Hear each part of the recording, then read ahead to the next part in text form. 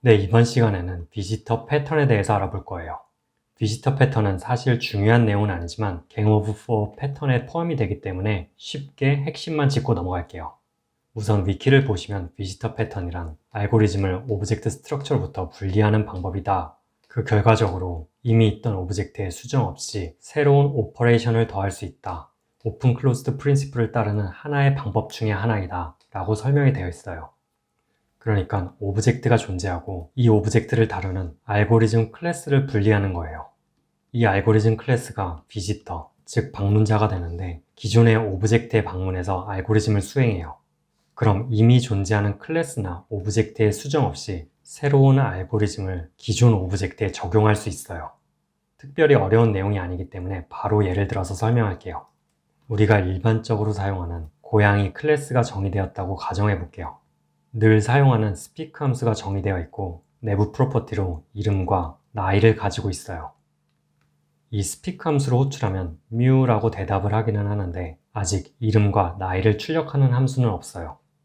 이 프로퍼티들을 출력하고 싶다면 그냥 고양이 클래스에 새로운 함수를 정의하면 되는데 만약 고양이 클래스를 수정할 계획이 없다면 비지터 패턴을 사용할 수 있어요. 그를 위해 먼저 비지터 인터페이스를 정의할게요. 비지터 인터페이스는 내부에 visit이라는 메소드를 가지고 있어요. 비지터 인터페이스를 상속을 받는 두 개의 클래스를 정의해요. 하나가 name을 출력해주는 name visitor 클래스이고 다른 하나는 나이를 출력해주는 age visitor 클래스예요. 각각의 클래스에 대해서 그 목적에 맞게 visit 함수를 임플리멘테이션 해줘요. 마지막으로 기존의 고양이 클래스에 비지터를 방문하게 만들어주는 accept 함수를 정의해요. 그럼 비지터 오브젝트가 만들어지고 고양이는 accept 함수를 통해서 방문자를 받아들이는 거예요.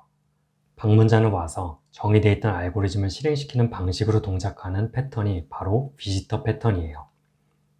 별로 어렵지 않으니까 이를 코드로 임플리멘테이션 해볼게요. 우리가 늘 만드는 고양이 클래스를 정의해요. 이번 고양이는 내부 프로퍼티로 이름과 나이를 소유하고 있어요. 또 우리가 늘 만드는 speak 함수를 정의해요. 여기에 비지터 패턴을 적용해 볼게요.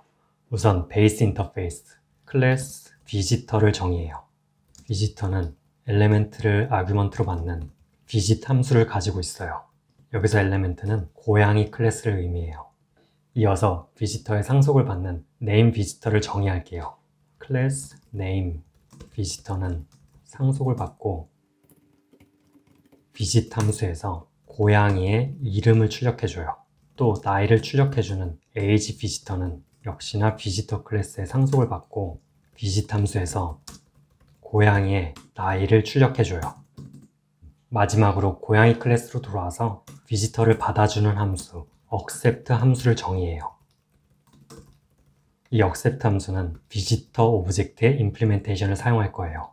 그러니까 아규먼트로 넘어온 비지터에 visit 함수를 호출하고 그 아규먼트로 고양이 오브젝트 자기 자신, 셀프를 넘겨줘요. 이제 클라이언트 코드로 와서 3살짜리 고양이 오브젝트, 키티를 생성할게요. 키티는 우리가 아는 대로 말을 걸면 mew라고 대답해요. 그런데 이 키티 오브젝트에는 나이를 출력하는 함수, 이름을 출력하는 함수가 정의되어 있지 않아요. 그럴 때 비지터 클래스를 사용할 수 있어요.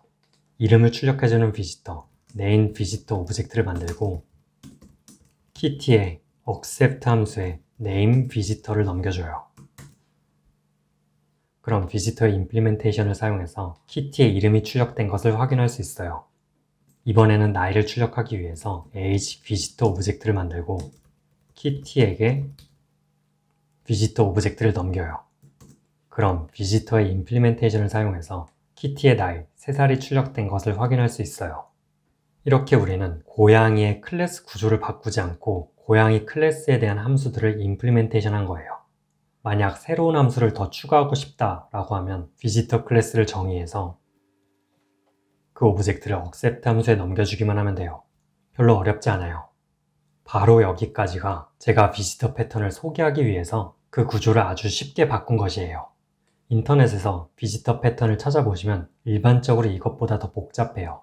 대표적으로 위키에서 클래스 다이어그램을 보시면 우리가 만든 구조에 비해서 더 복잡한 것을 확인할 수 있어요. 하지만 핵심은 똑같아요. 영상 아래 콜랩 링크를 클릭하시면 오른쪽 클래스 다이어그램을 우리의 언어를 사용해서 임플리멘테이션한 코드를 확인할 수 있어요. 여기서 우리의 언어란 우리가 늘 사용하는 동물 베이스 클래스, 고양이, 강아지 클래스를 의미해요. 간단하게 설명을 하자면 오른쪽 엘레멘트가 왼쪽의 애니멀 베이스 클래스가 되고 그 아래 상속을 받은 두 개의 콘크리트 엘레멘트 A, B는 각각 고양이, 강아지가 돼요. 세 클래스 모두 accept 함수를 가지고 있어요. 또 오른쪽의 비지터 인터페이스는 왼쪽 코드의 애니멀 비지터 베이스 클래스가 되고 이를 상속을 받은 speak visitor, name visitor는 오른쪽 클래스 다이어그램의 콘크리트 비지터 1, 2에 대응돼요. 오른쪽 다이어그램에서 비지터들은 두 개의 메소드를 가지고 있는 것을 확인할 수 있는데 이는 코드에서 cat visit, dog visit에 대응돼요. 이제 클라이언트 코드를 보시면은 강아지 바둑이와 고양이 키트를 생성하여 이름을 출력해주는 비지터, 말을 하는 비지터를 적용하였어요. 그 결과로 각각의 오브젝트에 대해서 이름이 출력이 되고 대답이 출력이 된 것을 확인할 수 있어요. 결국 처음에 소개한 코드에 비해서 조금 더 복잡할 뿐이지 더 어려워진 것은 없어요.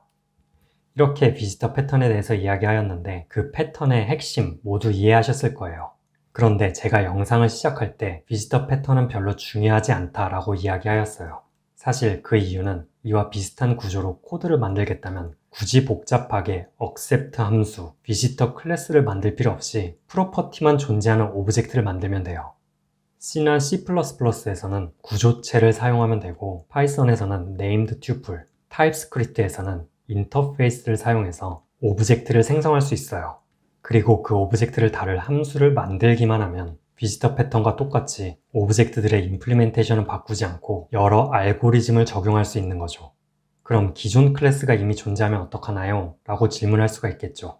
그런 경우에는 고양이를 받는 클래스를 새로 정의하면 돼요. 해당 클래스를 전혀 건드리지 않아도 고양이 오브젝트에 새로운 알고리즘을 적용할 수 있어요. 또 어떤 분들은 이걸 보시고 새로운 함수에 기존 오브젝트를 패스하는 방식이 아니라 오브젝트에서 멤버 함수를 호출하는 방식으로 코드를 짜고 싶다라고 하시는 분들이 있을 수 있어요. 그런 경우에는 accept 같은 함수를 정의한 다음 펑션 오브젝트를 패스하면 돼요.